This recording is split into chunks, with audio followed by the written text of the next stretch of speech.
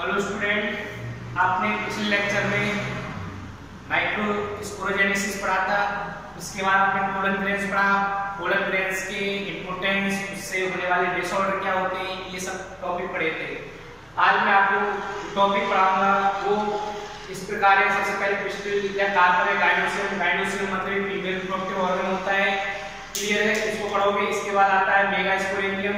Megasporangium जो हम ovule के अंदर पाया जाता है, बोल सकते हैं न्यूसेलस का पार्ट होता है, न्यूसेलस सेल से बना हुआ होता है। मेगास्पोरेंजियम पढ़ोगे। उसके बाद मेगास्पोरोजेनेसिस टॉपिक है। उसके बाद है मेगागैमेटोजेनेसिस और लास्ट एम्ब्रियोसेकिया फीमेल गैमेटोफाइट, ये टॉपिक पढ़ोगे आज, ठीक है।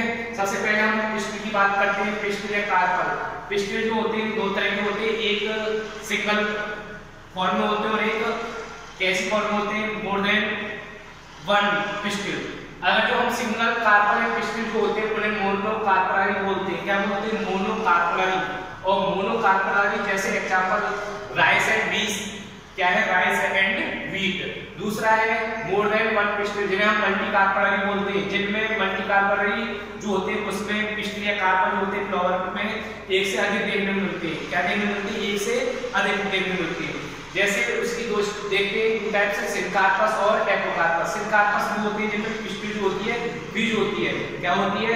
फ्यूज होती है। जैसे एग्जांपल है पेपेवर, और पेपेवर जो देखोगे आप, इसमें एनसीईआरटी में पेपेवर का डायग्राम दे रखा है कुछ इस तरीके से। डायग्राम है किसका? पेपेवर का। इस तरीके से देखोगे पेपेवर का कुछ इस तरीके से डायग्राम है, किसमें? एनसीईआरटी में, जो फ्यूज पिस्टल को शो करता है। इसके बाद उसमें फ्यूज पिस्टल देखे जाते हैं। सेकंड है एपोकार्पस। एपोकार्पस एग्जांपल है माइकेलिया। माइकेलिया जो होती है एनसीईआरटी में क्योंकि उसके पिस्टल जो होते हैं फ्री पिस्टल होते हैं। एपो मतलब फ्री, जो जिसमें फ्री पिस्टल होते हैं उसका एग्जांपल माइकेलिया। आप डायग्राम में देखोगे माइकेलिया को कुछ इस तरीके से देखोगे, इस तरीके से डायग्राम दे रखा है इसमें एनसीईआरटी में। किसका? माइकेलिया। कुछ इस तरीके से डायग्राम दे रखा है एनसीईआरटी में, आप चेक कर सकते हैं, क्लियर। इसके बाद है parts of pistol. Parts of pistol, अब बात करते हैं पार्ट्स ऑफ पिस्टल की। पिस्टल मतलब कि जो फीमेल रिप्रोडक्टिव ऑर्गन होता है उसमें जो क्या क्या ऑर्गन्स प्रेजेंट होते हैं। सबसे पहले पार्ट्स कौन से प्रेजेंट होते हैं? सबसे पहले स्टिग्मा है। स्टिग्मा जो होता है क्या रिसीव करता है? पोलन ग्रेन्स को रिसीव करता है। आपने पढ़ा है स्टिग्मा जो होता है पोलन ग्रेन्स को रिसीव करता है, और वो स्टिग्मा उसको न्यूट्रिएंट प्रोवाइड, न्यूट्रिशन प्रोवाइड करता है, नरिशमेंट प्रोवाइड करता है, जिससे पोलन ट्यूब ग्रो होती है। किससे? पोलन ग्रेन से। सेकंड है स्टाइल। स्टाइल और थर्ड है ओवरी। ये तीन पार्ट होते हैं किसके? पिस्टल के। आपकी स्ट्रक्चर मैंने फ्लावर्स में बताया था, स्टिग्मा, स्टाइल एंड ओवरी, जिन्हें हम पिस्टल कार्पल बोलते हैं। इसके बाद अगर हम बात करते हैं आउटलाइन देखते हैं जिससे हमें समझने में आसानी होगी आगे पढ़ने में। सबसे पहले हमारा ओवरी है। ओवरी के अंदर ओवेरियन लोक्यूल होता है, जो एक स्पेस होता है, जगह होती है, रीजन होता है, जो ओवरी के अंदर कैविटी होती है उसे लोक्यूल बोला जाता है। उसके अंदर ओव्यूल होता है। क्या होता है? ओव्यूल। और ओव्यूल जो होता है वो क्या होता है? उसमें एक एरिया होता है, एक रीजन होता है, एक सेल्स होती है, टाइप्स ऑफ सेल्स होती है, जो न्यूसेलस बोला जाता है। क्या बोलते हैं? न्यूसेलस। न्यूसेलस होता है एम्ब्रियोसेक को न्यूट्रिएंट प्रोवाइड करता है। वो न्यूसेलस से एक सेल ऐसी डेवलप होती है या कुछ सेल डेवलप होती है जिन्हें हम बोलते हैं मेगास्पोरेंजियम। क्या बोला जाता है? मेगास्पोरेंजियम। मेगास्पोरेंजियम जो होता है न्यूसेलस का पार्ट है, न्यूसेलस से ही सेल डेवलप होती है जिन्हें मेगास्पोरेंजियम बोला जाता है। और मेगास्पोरेंजियम जो होता है, उदाहरण से जब क्या होता है डेवलपमेंट देखा जाता है मेगास्पोरेंजियम में, तो एक सेल डेवलप होकर के मैंने क्या बताया था, मेगास्पोर मदर सेल बन जाती है। क्या बन जाती है? Megaspore mother cell. Megaspore mother cell जो होती है डिप्लॉइड होती है। फॉर्म में कैसी होती है? डिप्लॉइड होती है, याद रखना। और ये डिप्लॉइड होती है, इसमें मियोसिस डिवीजन होता है। क्या डिवीजन होता है? मियोसिस। मियोसिस जो डिवीजन होता है, क्या होता है? Meiosis division. किसमें? मेगास्पोर मदर सेल में। इसलिए हम इस प्रोसेस को, जो मियोसिस डिवीजन जो होता है मेगास्पोर मदर सेल से, और मेगास्पोर का फॉर्मेशन होता है। क्या होता है? और मेगास्पोर का फॉर्मेशन होता है। किससे होता है? मेगास्पोर मदर सेल से। डिवीजन कौन सा है? मियोसिस। इस प्रोसेस को हम बोल सकते हैं मेगास्पोरोजेनेसिस। क्या बोल सकते हैं? मेगास्पोरोजेनेसिस। याद रखोगे, क्या बोल सकते हैं? मेगास्पोरोजेनेसिस। ये है आपका मेगास्पोरोजेनेसिस पूछ लिया जाता है। तो मेगास्पोर मदर सेल से 4 मेगास्पोर का फॉर्मेशन होता है, उसे मेगास्पोरोजेनेसिस बोलते हैं। इसके बाद आता है हमारा मेगास्पोरोजेनेसिस के बाद जो मेगास्पोर बन गए, मेगास्पोर में 3 मेगास्पोर जो होते हैं वो डीजेनरेट हो जाते हैं। कितने? 3 3 जो होते हैं इसमें से 3 डीजेनरेट हो जाते हैं। क्या हो जाते हैं? 3 डीजेनरेट हो जाते हैं। याद रखना है आपको, डीजेनरेट हो जाते हैं। क्यों होते हैं? क्योंकि उसमें कैल्शियम ग्रेन्यूल्स जो होते हैं मेगा स्पोर में डिक्रीज हो जाते हैं, जिसकी वजह से वो डीजेनरेट हो जाते हैं। 3 जब डीजेनरेट हो जाएंगे तो उसमें से कितना बचेगा? ओनली 1 फंक्शनल मेगा स्पोर बचेगा। क्या होगा? 1 फंक्शनल मेगा स्पोर, जो बोल सकते हैं ओव्यूल के माइक्रोपाइल एंड की तरफ प्रेजेंट होता है। जो फंक्शनल मेगा स्पोर कौन सा होता है? जो माइक्रोपाइल एंड जो होता है ओव्यूल का, उस तरफ डेवलपमेंट देखा जाता है। 1 functional mega spore, 1 functional mega spore, repeat कर रहा हूं, 1 फंक्शनल मेगा स्पोर जो होता है उसमें डेवलपमेंट देखने को मिलता है, जिससे हम बोल सकते हैं फीमेल गैमेटोफाइट की फॉर्म आ जाती है। किसकी? फीमेल गैमेटोफाइट, जिसे हम एम्ब्रियोसिक बोलते हैं। क्या बोलते हैं? एम्ब्रियोसिक। एम्ब्रियोसिक का आगे डेवलपमेंट जब होता है तो हम उसको क्या बोलते हैं? Mega gametogenesis. क्या बोलते हैं? Mega gametogenesis. वो डेवलपमेंट होता है एम्ब्रियोसिक में, गैमेट्स का जो डेवलपमेंट होता है उसे हम क्या बोलते हैं? मेगा गैमेटोजेनेसिस कहते हैं। अब ये हमारा आउटलाइन थी, तो थोड़ा समझने में इसको नोट कर लेना है आपको। इसके बाद हम पढ़ते हैं सबसे पहला पिस्टिल हो गया आपका, गाइनोसियम। अब बात करते हैं ओव्यूल की मेगा स्पोरेंडियम की। क्लियर है? अब देखो ओव्यूल कैसे होता है, हमेशा याद रखना है आपको। एंजियोस्पर्म में जो ओव्यूल होता है उसे एनोट्रोपस ओव्यूल बोला जाता है। क्या बोला जाता है? एनोट्रोपस ओव्यूल। अब देखते हैं कुछ इस प्रकार उसकी स्ट्रक्चर होती है। किसकी? ओव्यूल की। क्लियर? इस तरीके से स्ट्रक्चर होती है। किसकी? ओव्यूल की। अब इसमें देखो एक आउटर है और एक इनर लेयर है। आउटर लेयर को हम क्या बोलते हैं? दोनों को इंटीग्यूमेंट बोला जाता है। क्या बोला जाता है? इंटीग्यूमेंट, जो बाद में डेवलप होके सीड बन जाते हैं। इसको हम क्या बोलेंगे? आउटर। क्या बोलेंगे? Outer integument. क्या बोलेंगे? Outer integument. फिर उसको इनर इंटीग्यूमेंट बोलेंगे। क्लियर है? इंटीग्यूमेंट बाद में जो चल के क्या हो जाता है वो सीड कोड में डेवलप हो जाता है। इसके अंदर जो होता है एक बोल सकते हैं ग्रेनुलोसाइट स्ट्रक्चर होती है, जिसे हम बोला जाता है न्यूसेलस। क्या बोला जाता है? न्यूसेलस। यहीं से आपको देखने को मिलेगा, क्या देखने को मिलेगा? यहाँ से आपको मेगा स्पोरेंजियम का डेवलपमेंट देखने को मिलता है। न्यूसेलस की सेल्स जो होती है वो मेगा स्पोरेंजियम में डेवलप हो जाती है। उस मेगा स्पोरेंजियम से क्या बनता है? Megaspore mother cell.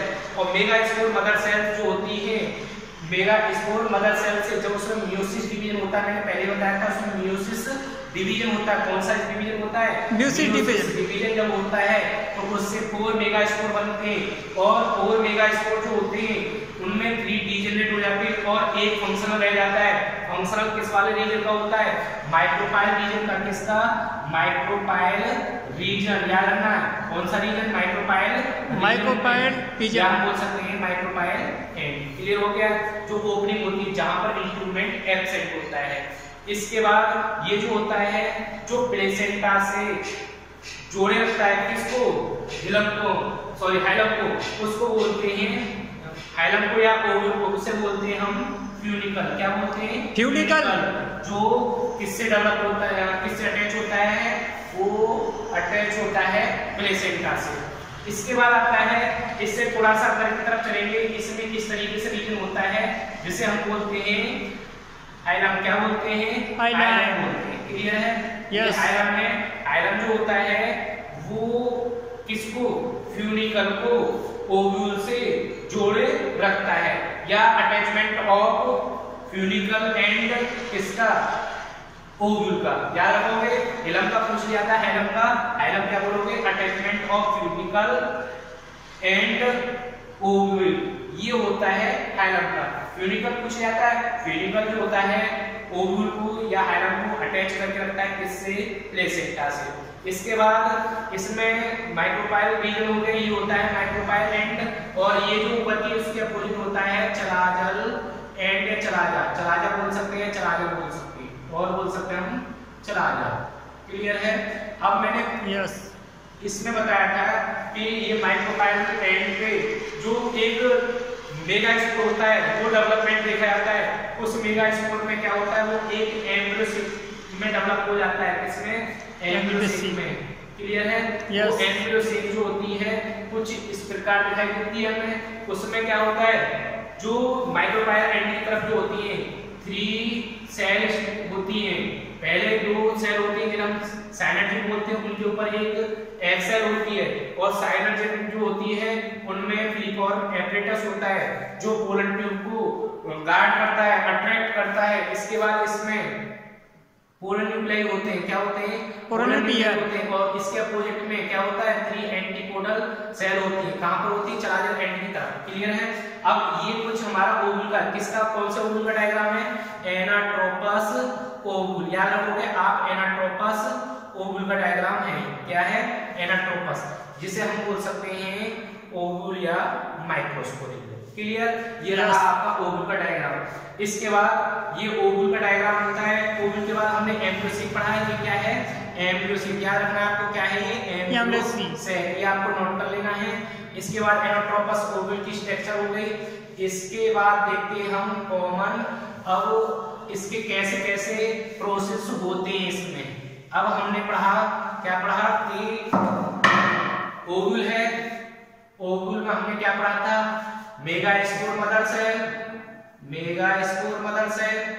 Megaspore mother cell जो होती है मदर सेल, इसमें आपको देखने को मिलेगा कौन सा डिवीजन, मियोसिस। कौन सा, मियोसिस, जिसे हम क्या बोलते हैं, मियोसिस को बोलते हैं मेगा स्पोरोजेनेसिस। प्रोसेस को मेगा स्पोरोजेनेसिस बोलते हैं। Is that clear? ये हो गया मेगा स्पोरोजेनेसिस, जिसमें क्या हो गया, 4 मेगा स्पोर का फॉर्मेशन हो गया। कितने, 4 मेगा स्पोर का। क्लियर है? 4 मतलब कि एक सेल से इस तरीके से जब उसमें मियोसिस डिवीजन होता है, तो मियोसिस डिवीजन मतलब कि ये कितने डिप्लॉइड होता है, क्या होता है, डिप्लॉइड होता है मेगा स्पोर मदर सेल। और 4 मेगा स्पोर जो होते हैं वो क्या होते हैं, वो हैप्लॉइड होते हैं। कैसे होते हैं, हैप्लॉइड। याद रखना, जिसमें से 3 जो होंगे वो डीजेनरेट हो जाएंगे, डीजेनरेट। क्लियर है? और जो होता है ये रह जाता है फंक्शनल। और फंक्शनल जो होता है वो किधर की साइड होता है, वो माइक्रोफायर एंड की तरफ जो होता है मेगास्पोर, वो फंक्शनल होता है।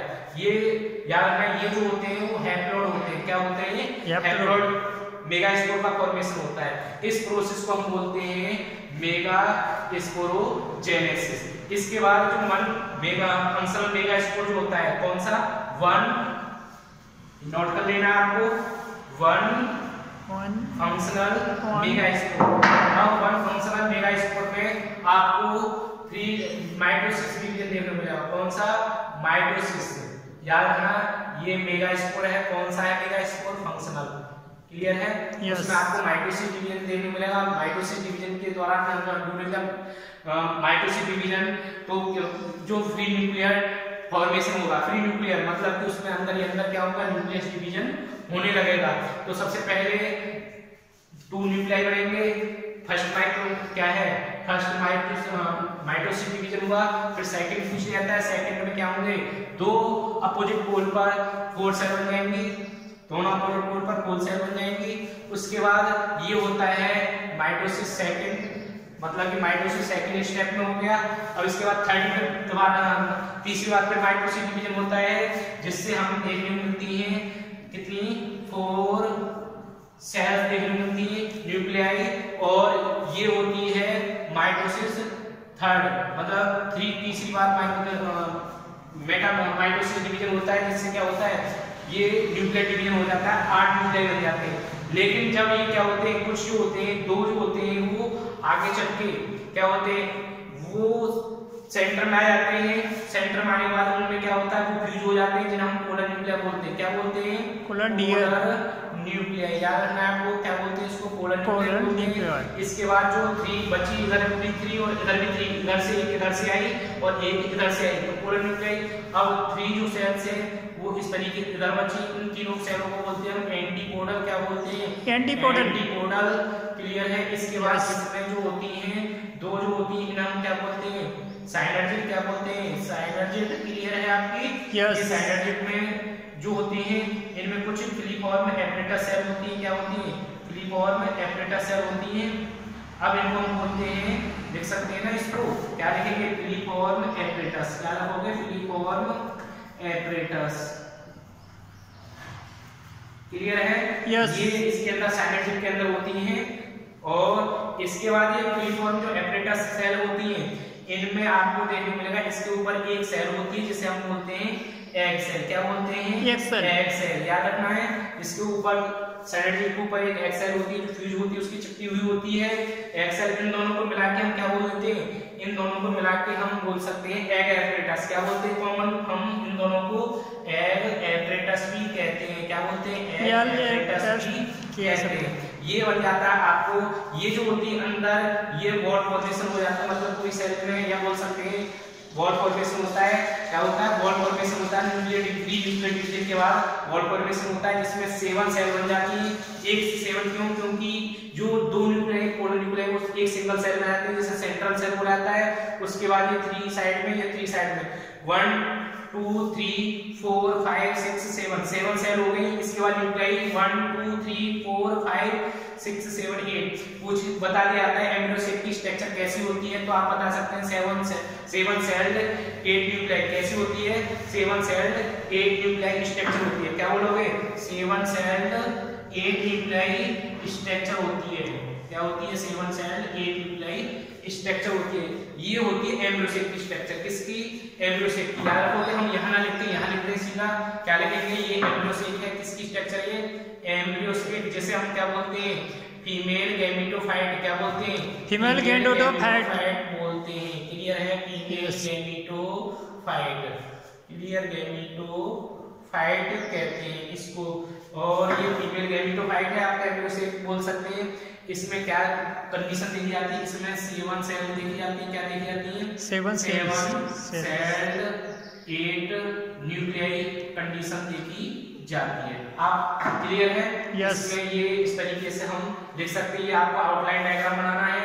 क्लियर, अब ये डायग्राम बनाने हैं और इसको हम इरेज करते हैं। इसके बाद आपको मैं बताता हूँ कैसे कैसे लिखना है आपको। ये 7 सेल न्यूक्लियाई आपने मेगास्पोर में सीधी सी कॉमन लिख सकते हो। एम्ब्रियो सेल क्या होता है, 7 सेल्ड 8, या बोल सकते हैं फीमेल गैमेटोफाइट। क्या बोलेंगे, फीमेल गैमेटोफाइट। क्लियर है, फीमेल गैमेटोफाइट को एम्ब्रियो सेल बोलते हैं, जो 7 सेल स्टेज होती है, sailed stage and 8 nuclei stage बोली जाती है। क्लियर है, ये आपको एम्ब्रियो सेल देखने को मिलती है। ये रहा आपका, ये फीमेल गैमेटोफाइट। सबसे पहले आपने माइटोसिस कंप्लीट कर लिया कार्पल, उसके बाद मेगास्पोरेंजियम ओव्यूल की स्ट्रक्चर पढ़ ली। आपने मेगास्पोरोजेनेसिस पढ़ा, कैसे होता है म्यूसिल के द्वारा। और ये मैंने मेगा गैमेटोजेनेसिस बताया था कि कैसे मेगा स्पोर से क्या बनता है, 7 सेल्ड 8 न्यूक्लियाई एम्ब्रियो सेल जो बनता है। कितना, 7 सेल्ड 8 न्यूक्लियाई जो हम बोल सकते हैं, जो एम्ब्रियो सेल बनता है, वो प्रोसेस किससे, मेगा स्पोर से। कौन से मेगा स्पोर से, फंक्शनल मेगा स्पोर से। याद रखना आपको, इस प्रोसेस को हम बोलते हैं मेगा गैमेटोजेनेसिस। मेगा गैमेटोजेनेसिस पूछ लिया जाता है कि मेगा गैमेटोजेनेसिस क्या होता है, जिसमें मेगा स्पोर से क्या होता है, एम्ब्रियो सेल का फॉर्मेशन होता है, जिसमें 7 सेल 8 न्यूक्लियाई देखने को मिलता है। उस प्रोसेस को मेगा गैमेटोजेनेसिस कहते हैं, जो उसमें हम 7 सेल 8 न्यूक्लियाई और इस तरीके से स्ट्रक्चर होती है। क्या होती है, इस तरीके से जो स्ट्रक्चर हमें देखने को मिलती है, उसे हम क्या बोलते हैं, एम्ब्रियो सेल। क्या बोलते हैं, एम्ब्रियो सेल। क्लियर है, ये हमारी एम्ब्रियो सेल। क्लियर है, ये सेंट्रल सेल हो गई आपकी, सेंट्रल सेल इस तरीके से आपको देखने को मिलती है। ये रहा आपका मेगा गैमेटोजेनेसिस। और फीमेल गैमेटोफाइट आपने एम्ब्रियो सेल भी पढ़ लिया। ये टॉपिक यहाँ पर कंप्लीट होते हैं जो आपने पढ़े थे।